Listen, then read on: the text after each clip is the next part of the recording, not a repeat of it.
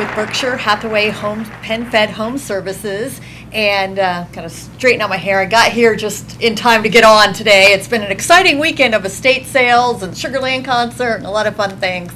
But today I have Braden McCurdy from McCurdy Auction. Hello. Hi. And it would seem strange that I would have like our competitor on the show. But in real estate, it's an interesting phenomenon where you have to work with your competitor. Right. Your competitor is actually your cooperative agent, your friend, the person who helps you get it together. They're really not your competition. I just look at them as another team. Well, and on top of that, Wichita is so lucky because we have such a good spirit of cooperation within the real estate community. So when I do a deal, whether I'm the buyer's agent or the seller's agent, there's usually another agent on the other side. Let's say I sell 40 houses a year. 2 times a year, I might get what they call both sides. So I'm always co-oping with another agent. Right. And we've had Lawton on and we've had Tyson on for Berkshire, and they've kind of explained different things. But today we're here to explain auction services. Sure. So let's say that I have a house that isn't selling and my person's on a time limit and they have to sell it by the end of September, Right. the middle of November or something. And I say, let's go talk to Braden about doing an auction on this.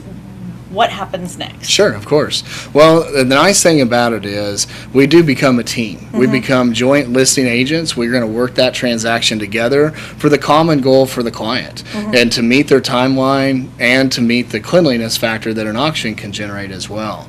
And so that cooperation is present, all the time. We see every single day. We evaluate properties with some of the best realtors in this community, yourself included. Well, you've bought some of my listings. Well, and the thing is, there's occasions where sometimes you nailed it. You've got a client that wants the timeliness, or sometimes we have properties not only that have been on the market for a while and have not sold that come to auction, but oftentimes we have listing agents that will bring a property straight to auction, and they may have identified that particular property is the right fit for an auction, whether it be the fact that the seller wants something timely, or maybe it's a property. We see this a lot with our senior transitions, where it might be a home that's in very good condition, but it might be cosmetically dated. Right. And as you all know, in the traditional market, sometimes you're saying, hey, put granite in, repaint, get new carpet. And sometimes auction can be a good solution, especially because you can sell it as is. And we see excellent demand for those properties that are in their everyday coat at auction as well. One of the differences between doing an auction and doing traditional, so I'm the traditional person, is I walk in and I would tell a seller, hey, you need to change this or paint your red room a lighter color or something. Sometimes that isn't easy for somebody to do, and especially if they're selling something for an estate. And as you know, I've just finished up with an estate sale and helping my neighbors. And she has red shag carpet in her bedroom, blue shag carpet in the living room and dining room, and camo shag carpet in the basement.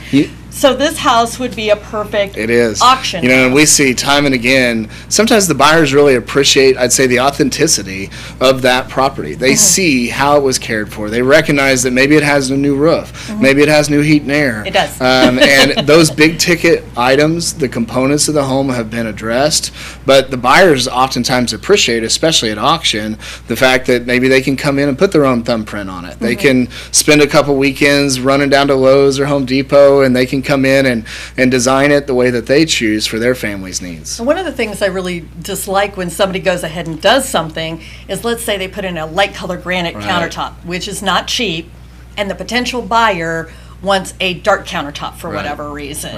And so I'm a big, let us know what you need, or let's price it as it is type situation, and that's where auction comes in a lot. Yeah. Now, what happens if it doesn't sell at auction? Sure. Because it does happen from time to time. On occasion. So we see we're unique because we see both perspectives. We see traditional real estate sales, and we see obviously tons of real estate at auction. And we see all different categories, whether it's commercial buildings or farm ground or high-end luxury homes or investment properties. And on occasion, if right now today, we are about 65% of all the properties we sell are with no reserve. Okay. And so those are 100% selling. But the So balance. let's stop and explain what no reserve is. Okay, so a no reserve auction means precisely that. It sells to the last hand in the air. There is no reserve. It's true kind of blood and guts auction. Yeah. And the last hand in the air wins. Right. And so the second method is when it's with a reserve, and that's where that seller has the option to say yes or no to the final bid, LeAnna. So what they've done is they've said ahead of time, I won't accept anything on this luxury home under $250,000. You got it. That luxury home might be worth $450,000. Right. But they're not going to accept anything under $250,000. So if you've stalled out at a bid at $225,000, Right. you've got either have the seller on the phone or the seller in the room, and you have a little conversation. That's it. We have a conversation, and we see if we can create a meeting of the minds so that we can still accomplish a sale for all parties involved at that time. And so one of the great things for me is I still get paid on the transaction if I brought the property to Braden to do.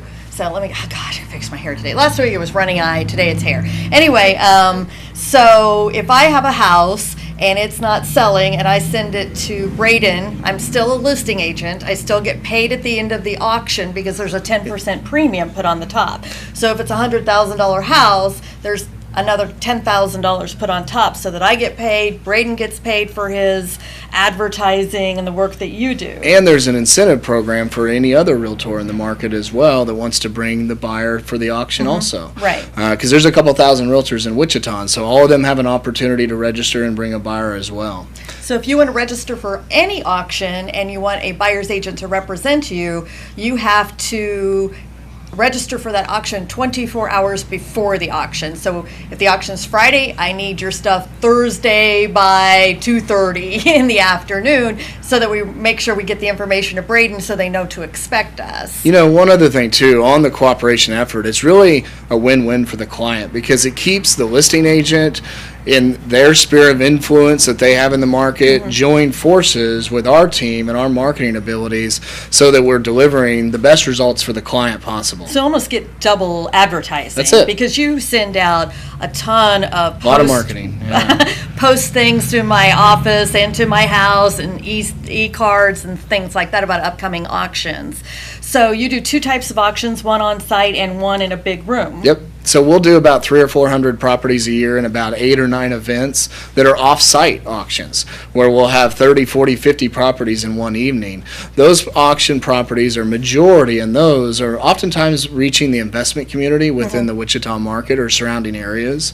And so the multi-property auction has been a good venue for the investment community to be able to participate in auction as well. And you're, what, the second or third generation of auctioneers? Technically third. Okay. I have a grandfather that actually was in the car business and owns a new car dealership, but he did some auctioneering as well along the way. But really, Dad started in 1982, and that's when this grew full time. And so it's you, your sister. I have a sister in the business, and then our folks are both still active and around and part of our business as well today. And you can find them right in front of my office at K96 and 13th. Right. That's where their office is. See you later. We're neighbors.